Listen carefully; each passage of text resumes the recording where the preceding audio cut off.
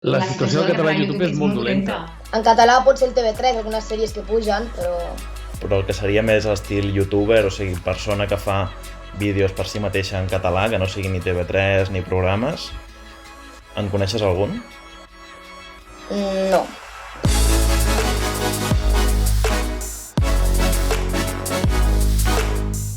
El català a YouTube és residual. Hi ha algunes propostes, poques, i la majoria tenen una audiència molt minsa. No hi ha prou oferta de continguts o és que no hi ha prou interès pel contingut en català? Volia fer un vídeo intentant esbrinar per què la situació del català és la que és i què s'hi pot fer. I m'he trobat que, com passa amb totes les bones preguntes, la resposta és molt complexa. Té moltes cares i totes estan interrelacionades. I intervenen qüestions lingüístiques, qüestions econòmiques i fins i tot qüestions tècniques. YouTube funciona per algoritmes o xarxes neuronals, com li vulguis dir, i funciona en volums molt grans. És a dir, YouTube no té el més mínim interès en promocionar coses que arriben a poca gent sense cap tipus de valoració de cap altra manera. És a dir, és igual que sigui el català, com cistells de Vímet, és igual. No té cap interès en coses que no veu molta gent. YouTube sempre et recomana els canals que ja comencen a tenir més subscriptors. Llavors, clar, sí que és una mica complicat aconseguir un vídeo que tingui suficients visualitzacions com perquè comencin a recomanar-lo, perquè la gent ja catalana, com ja sap castellà, ja mira contingut en castellà, perquè n'hi ha més varietat i n'hi ha de tot. Ells dos són youtubers, o creadors de continguts, o com li vulguem dir.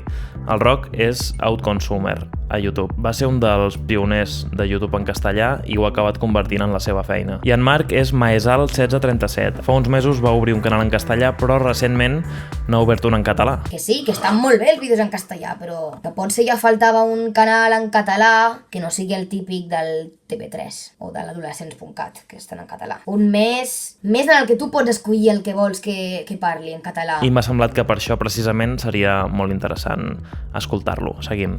Llavors el que passa és que sí, evidentment es poden fer continguts en català i se'n fan molts i se'n fan de bons, però és molt difícil que arribis a la massa crítica que permet cridar l'atenció de YouTube perquè YouTube et difongui de forma massiva. El fet de que els catalans siguem bilingües, com n'hi ha més població en castellà, ja dona igual si fer un català o en castellà, perquè com en tenim els dos idiomes... El que és una sort, des del meu punt de vista, que és que el 95% de la gent de Catalunya parla català i castellà i alguns també anglès, el que és una sort per nosaltres, en realitat se'n gira en contra, no? Perquè el valor afegit que pot portar un youtuber en català de Fortnite, m'explico, respecte de qualsevol altre Fortnite, és molt reduït en la majoria de gent. I en la gent que li suposa un valor afegit que estigui en català, doncs no són prous, com per dir-li a YouTube, escolta, això ens interessa molt més que l'últim vídeo del Gref o del Lolito o el que sigui, no?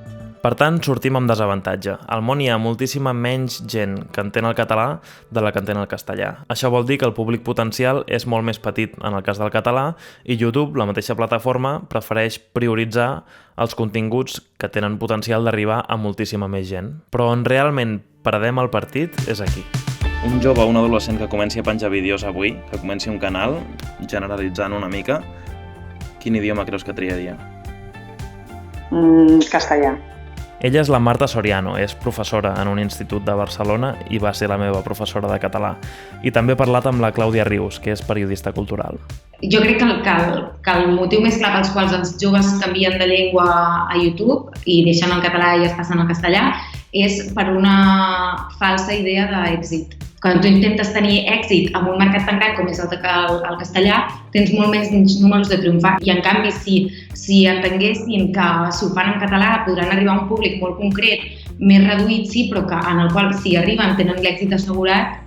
En el fons, al darrere de tot això és perseguir una fama, uns seguidors, uns X ingressos, i això només s'aconsegueix, està muntat de forma que només s'aconsegueix a base de seguidors. Potser falta compromís, és a dir, gent que vulgui sacrificar èxit per garantir l'ús de la llengua. També crec que si no funciona no és només per un tema de diners, sinó que és clarament per un tema de referències, que si tu les persones que tu admires ho fan en castellà i doncs és que potser ni tan sols et passa pel cap fer-ho en català.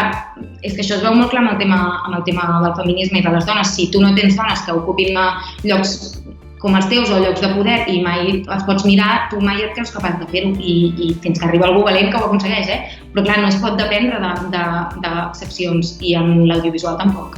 Per tant, tenim que YouTube no és especialment amigable amb el contingut fet en llengües no massives a escala global i, a més hi tenim que els catalans moltes vegades triem el castellà per fer contingut. Això podria resumir a grans trets per què gairebé no hi ha youtubers en català que funcionin. Però és un problema, això? Doncs depèn. Si creiem que val la pena mantenir el català viu com a llengua plena d'ús diari, sí. I és tan greu el tema? Sí. Els joves cada cop més troben els seus referents a internet, a YouTube.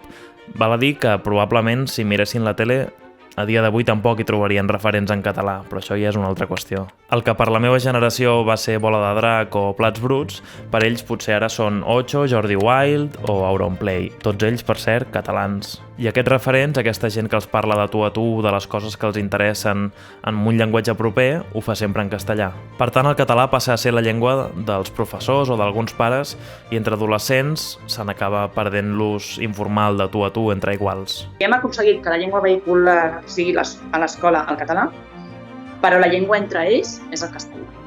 És més, es dona que ja no és ni tan sols la llengua de pati. A mi coses que no m'havien passat abans, que en la classe de català em parlessin en castellà, i a la classe de català hi ha gent, nanos, que espontaníament la seva llengua és el castellà. L'altre dia també parlava amb un de quart i també té un canal de YouTube i també és en castellà.